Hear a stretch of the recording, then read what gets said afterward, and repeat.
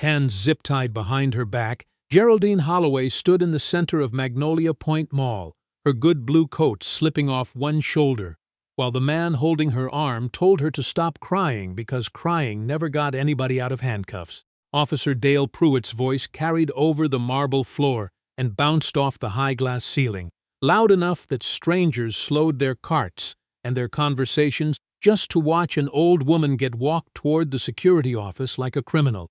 "I didn't take anything," she said, and her voice cracked in the middle of the sentence, the way voices do when the body is fighting itself, trying to stay calm and falling apart at the same time. "Then you won't mind explaining why it's sitting in your coat pocket," Pruitt said, not even glancing at her. A small crowd had gathered by then, the way crowds do, phones already rising, already filming, nobody quite brave enough to step forward and ask a question out loud. And then the automatic doors at the north entrance pulled apart, and two men walked in wearing dress uniforms so crisp they looked carved rather than worn. And the taller of the two stopped mid-stride when he saw who was standing in handcuffs in the middle of the food court. He did not raise his voice. He did not need to. "Take your hands off our mother," he said, and the whole mall seemed to hold its breath at once. 3 weeks before any of that happened, Geraldine Holloway had been counting quarters at her kitchen table in Riverside Heights, a part of the city most people only passed through on their way to somewhere nicer. She worked the breakfast and lunch shift in the cafeteria at Linden Park Elementary, had worked it for 19 years, ever since her knees were younger and her hands didn't ache when the weather turned. The job didn't pay much, but it came with something better than money some weeks.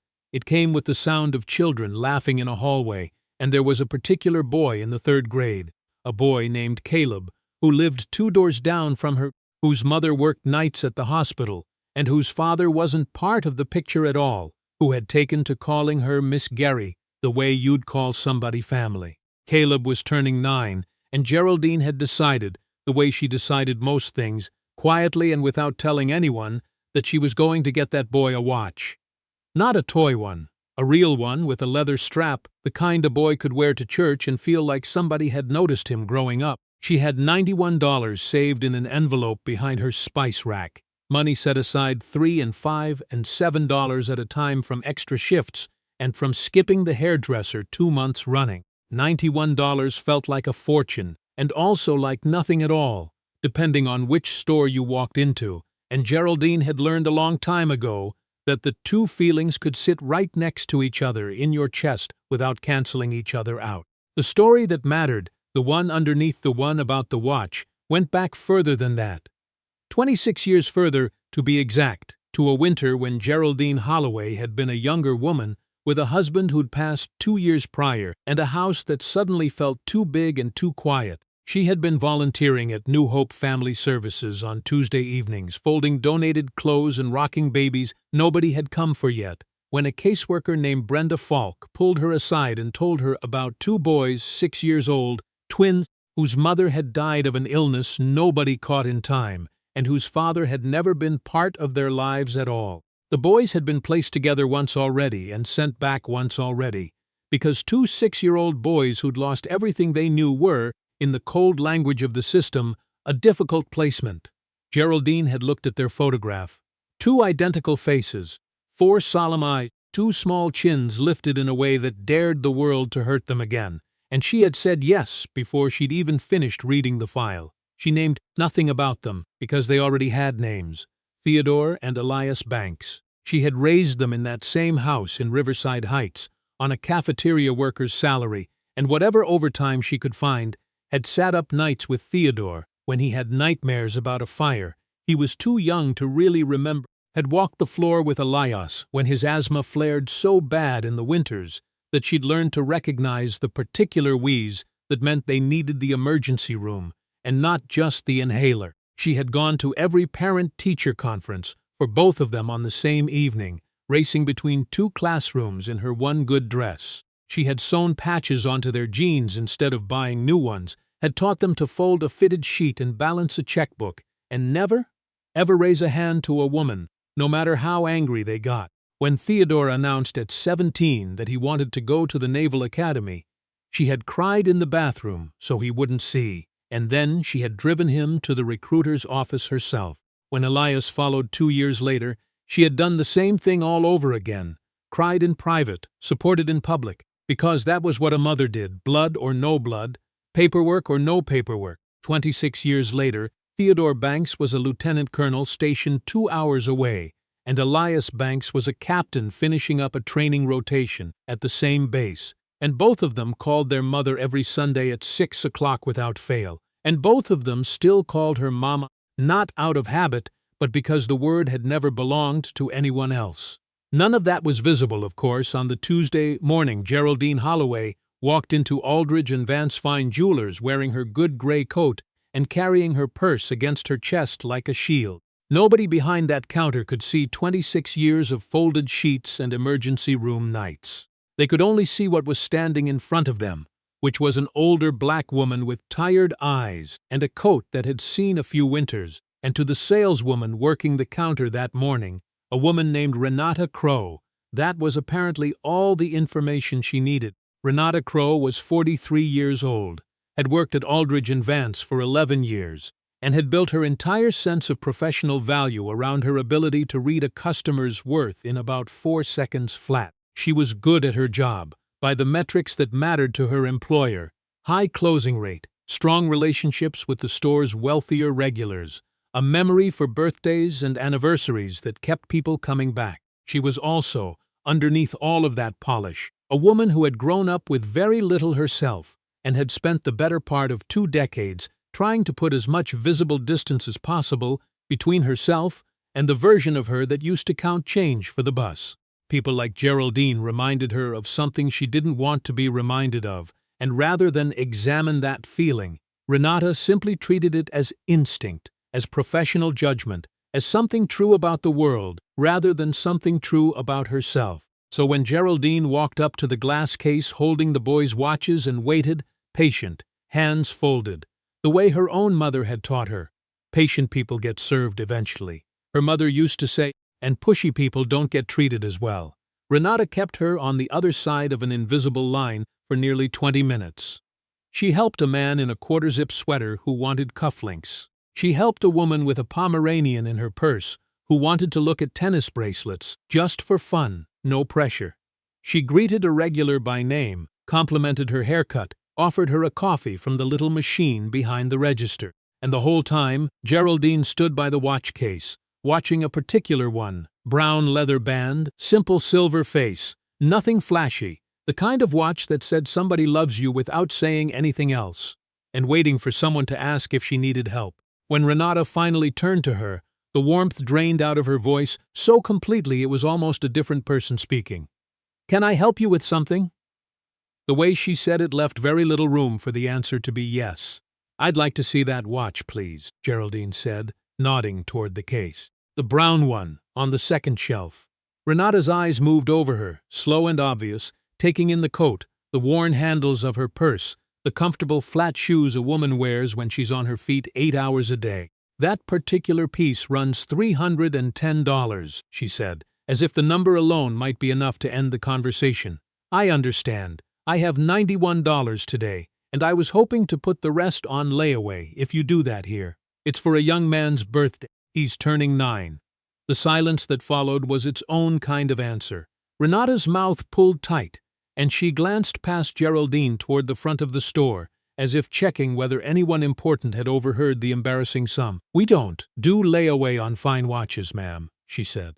"I'm happy to show you something in our clearance case, if that's more in your range." She said your range the way some people say the name of a disease. Geraldine felt the heat climb up her neck, the particular heat of being made small in public.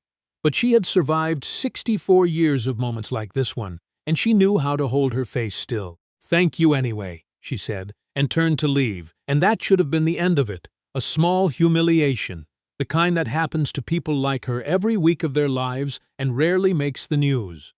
But 3 minutes later, the watch was gone from the case. Renata noticed it at the same moment she noticed Geraldine still in the store, now standing near the door, fumbling with a clasp on her purse that had caught on the lining. And something in Renata, fear of being blamed for a missing piece of inventory, The quick, ugly leap a certain kind of mind makes when it has already decided who the villain is, clicked into place before any actual evidence did. "Ma'am," she called out, voice sharp enough to turn every head in the store, "I need you to stop right there."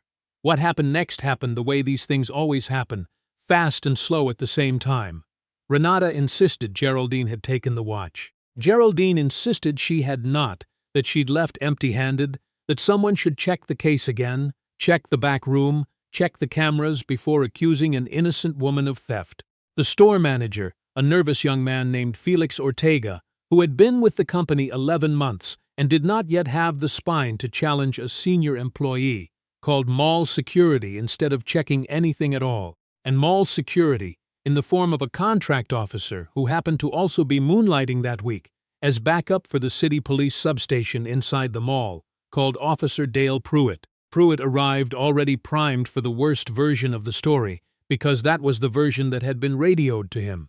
Shoplifting suspect, elderly black female, refusing to cooperate, though Geraldine had done nothing but stand quietly by the door asking, again and again, for someone to look at the security footage. He did not ask her name first. He did not ask what happened first. He reached for her wrist and told her to put her hands behind her back, and when she flinched in surprise rather than resistance, he tightened his grip and told her that flinching would only make this harder on her. "Please," Geraldine said, "check the cameras. I never went near that case after she told me no. Please, just look. I'll look at whatever I want to look at after you're processed," Pruitt said. "Right now you're going to walk with me and you're not going to make a scene." It was, by every measure that should have mattered, an enormous scene already. Handcuffs in the middle of a public concourse, an elderly woman crying not from guilt, but from the particular humiliation of being disbelieved in front of strangers. A small crowd gathering with their phones raised, none of them brave enough yet to step between a badge and an old woman in a winter coat. That was the moment the north doors opened. Theodore Banks and Elias Banks had not planned to be at Magnolia Pointe Mall that Tuesday. They had driven in together to surprise their mother for an early dinner. Before Theodore shipped out for an extended deployment the following week, the kind of trip neither of them had told her about, because they wanted to see her face when she opened her front door and found them both standing there. They had stopped at the mall first because Elias wanted to pick up a gift for a friend's wedding, still in uniform from a ceremony earlier that morning, ribbons and insignia catching the overhead light. They walked through those automatic doors mid-conversation, laughing about something neither of them would remember an hour later, and then Theodore stopped walking entirely. Because the woman in the center of the concourse, the one with her wrist twisted up behind her back and tears running freely down a face he had known every detail of since he was 6 years old, was his mother. "Take your hands off our mother," Theodore said, and the words landed in that mall with a weight that had nothing to do with volume. Pruitt turned, irritation flashing across his face at the interruption, the kind of automatic dismissal that comes easy to a man used to being the most authoritative person in any room he walks into. "Sir, I need you to step back. This doesn't concern you." "That's my mother," Elias said, already moving, already pulling his phone from his jacket pocket, with the practiced calm of a man trained to gather information before he reacted to it. "What is she being charged with?" "Shoplifting." "Step back. Shoplifting what?" "A watch." "Has anyone confirmed the watch is actually missing, or are you arresting a 64-year-old woman on a salesperson's word?" Elias's voice had not risen, had in fact stayed almost unnervingly level, the voice of a man who had spent years learning to sound calmer than he felt, because the moment soldiers and officers raise their voices, people stop listening to the words and start reacting to the noise. "I'd like to see whoever is in charge of this store's security footage, and I'd like to see it now, before this goes any further." The crowd, which moments before had been a silent audience, began to shift into something closer to a jury. A woman near the fountain said, loud enough to carry, that she'd been standing by the jewelry store the whole time and never saw the old lady go near anything. A teenager said he had it on video, the whole thing, the saleswoman accusing her before security even arrived. Felix Ortega, the young store manager, went pale and disappeared toward the back office, returning 2 minutes later with a tablet in his shaking hands, pulling up the footage from the overhead camera because two officers in uniform standing in his store with hard, patient eyes was a different kind of pressure than one frightened employee insisting she was sure. The footage told a simple story, the kind that should have been checked before anyone reached for a pair of handcuffs at all. Geraldine Holloway approaching the case. Renata Crow's clipped dismissal. Geraldine turning to leave. And then, separately, a clear shot from a different angle. Renata herself, reaching into the case not 30 seconds after Geraldine walked away, lifting the very watch in question to show it to the man in the quarter-zip sweater, who had asked, off-camera, about a gift for his nephew. The watch had never been stolen. It had simply been moved by Renata's own hand in the ordinary churn of a retail counter, and in her hurry to avoid being blamed for a stocking error, she had reached for the easiest and ugliest explanation available to her. Felix Ortega's face went from pale to gray as the footage played a second time, just to be sure. Pruitt's jaw tightened in a way that had nothing to do with concern for Geraldine and everything to do with the sudden, sick awareness that he had a crowd of 40 witnesses and at least a dozen cameras documenting what he had just done. "Take the cuffs off her," Theodore said. It was not a request. Pruitt hesitated. The kind of hesitation that comes from a man trying to find a version of events where he is still in the right, and finding none. He removed the cuffs.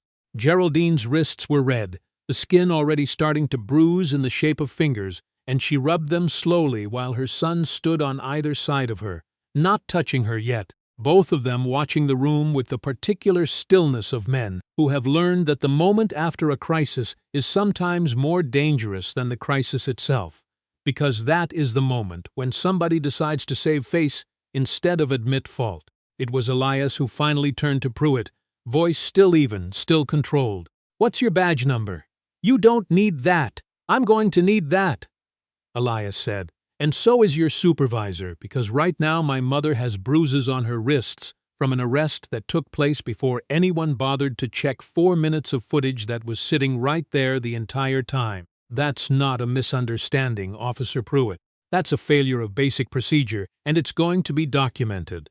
What happened over the following hour unfolded the way these things rarely do in real life, but occasionally, mercifully, do. Accountability arriving not through luck, but through people refusing to let the moment close quietly. Mall management, suddenly very interested in avoiding a lawsuit, pulled Renata Crow off the floor for questioning before she'd even finished explaining herself to her own manager.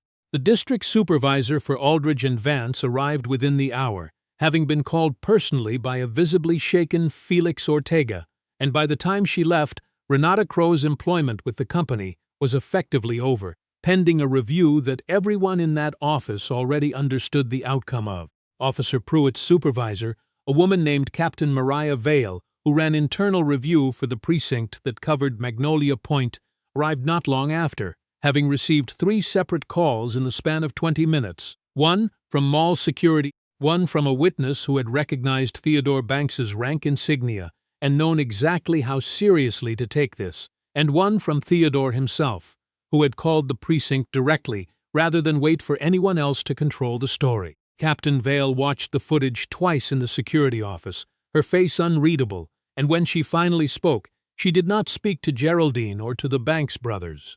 She spoke to Pruitt. "You detained a woman without confirming an item was stolen, without reviewing available footage, and without de-escalating a situation that any reasonable officer would have recognized as ambiguous at best. I want your report on my desk by end of day, and I want to be very clear that this isn't the end of the conversation." Pruitt did not argue.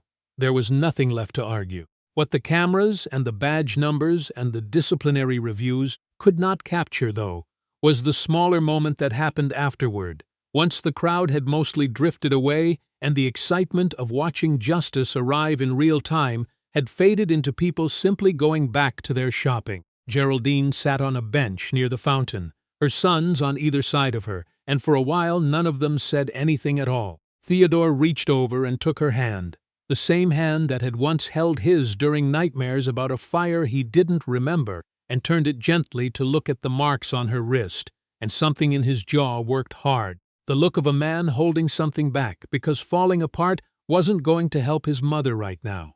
"I wasn't trying to steal anything," Geraldine said quietly, as if she still needed to explain herself, even now, even to the two people on Earth who had never once doubted her in 26 years. "We know, Mama," Elias said. "Nobody who matters thinks for 1 second that you did. That woman looked at me like I wasn't even a person standing there." "That's on her," Theodore said. "Not you. Not ever you." It was Elias who eventually voiced the thing that had been sitting underneath the whole afternoon, the part of the story that mattered more than the apology Aldridge and Vance would eventually issue, more than the watch the company would later send to Geraldine's house. Gift wrapped with a card that read more like a legal disclaimer than a sentiment. 26 years ago, he said, two scared kids got told by everybody in the system that they were too difficult to keep. You were the only person who looked at us and didn't see difficult. You saw two boys who needed somebody to stay. He paused, and his voice, trained to stay level under pressure of every kind, wavered slightly for the first time all day. We weren't going to let anybody put their hands on you and walk away like it was nothing. Not after everything you gave us, when you didn't have to give us anything at all. Geraldine pressed the back of her bruised hand to her mouth, and for the first time that day, the tears that fell were not from humiliation. Caleb got his watch, in the end, though it didn't come from Aldridge and Vance. Theodore drove his mother to a smaller jewelry shop 2 towns over the following weekend, a family-owned place where the man behind the counter pulled out 3 options without once asking what her budget was, and waited patiently while she made up her mind. The boy wore it to his birthday party 2 weeks later, holding his wrist up for everyone to see, telling anyone who would listen that Miss Jerry had picked it out herself. The story might have ended quietly there, in the ordinary way most stories of small justice end, a private correction, a few changed procedures at one mall jewelry counter, a woman's bruises fading over the following weeks until only she remembered exactly where they had been. But Magnolia Point Mall ran a security system with cameras in nearly every corridor, and somewhere in the chain of people who handled that footage during the internal investigation, a copy found its way to a local news producer who recognized exactly the kind of story that resonates with an audience. An elderly woman wrongfully accused, the quiet dignity she carried through it, and 2 decorated military officers who turned out, against every assumption a stranger might have made looking at them, to be the sons she had raised from nothing.